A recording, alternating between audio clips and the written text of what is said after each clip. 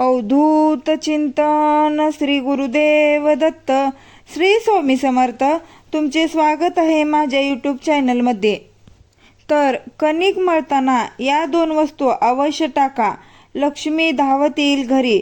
पिठाची कणिक सूर्याची कारक मानली जाते. तुमच्या घरात गरिबी असेल, घरात सतत भांडणे व कटकटी होत असतील, समाजात मान सन्मान मिळत नसेल, तर पिठाच्या कणकेचा हा अत्यंत साधा उपाय नक्की करा. हा उपाय दररोज केला तरी चालतो किंवा आठवड्यातून सोमवार, बुधवार व शुक्रवार या वारी केला तरीही चालेल. हा उपाय साधा सोपा आहे, मात्र त्याचा प्रभाव विलक्षण आहे. आपल्या स्वयंपाकघराचं मोठं महात्म्य आहे. स्वयंपाकघरात माता अन्नपूर्णा वास करते. हा उपाय करताना स्वयंपाक करणाऱ्या गृहलक्ष्मीने प्रसन्न मनाने स्वयंपाक करावा. देवी देवतांचे नामस्मरण करत, मंत्र जप करत स्वयंपाक केल्यास हा उपाय तात्काळ फळ देऊ लागतो.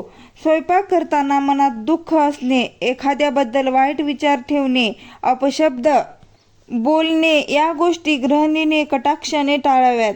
कारण जे अन्न स्वयंपाकघरात शिजवले जाते त्या अन्नावर गृहिणीच्या विचारांचा मोठा प्रभाव पडतो.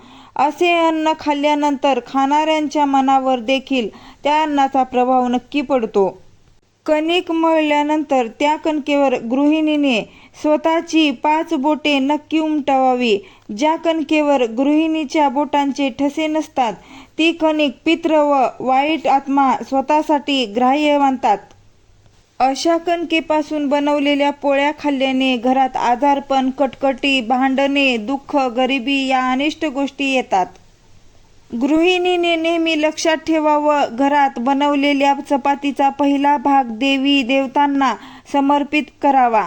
पहिली चपाती जर का गाईला खाऊ घातली तर सर्व देवी देवतांना नैवेद्य अर्पण केल्याचे फळ मिळते. कारण गाईमध्ये 33 कोटी देवी देवता आहेत.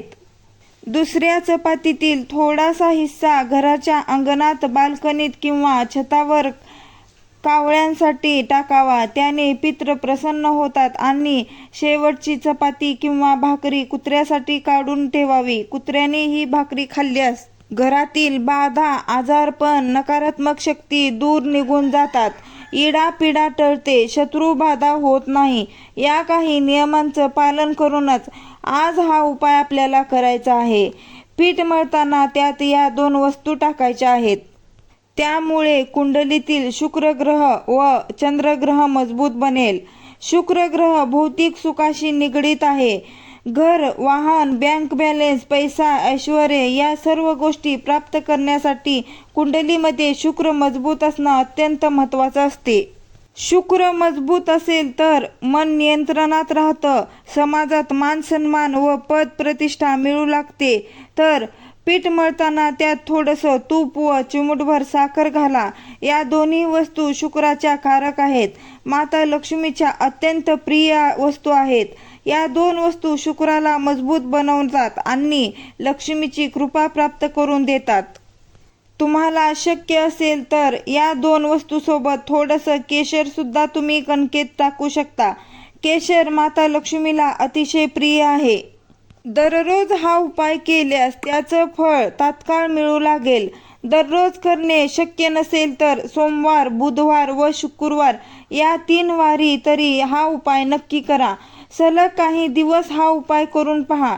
तुमच्या घरात आजारपण, कटकटी, भांडणे, दुःख, दारिद्र्य या गोष्टी नाहीशा होतील. माता लक्ष्मीची कृपा प्राप्त होण्यासाठी कमेंटमध्ये श्री स्वामी समर्थ नक्की लिहा.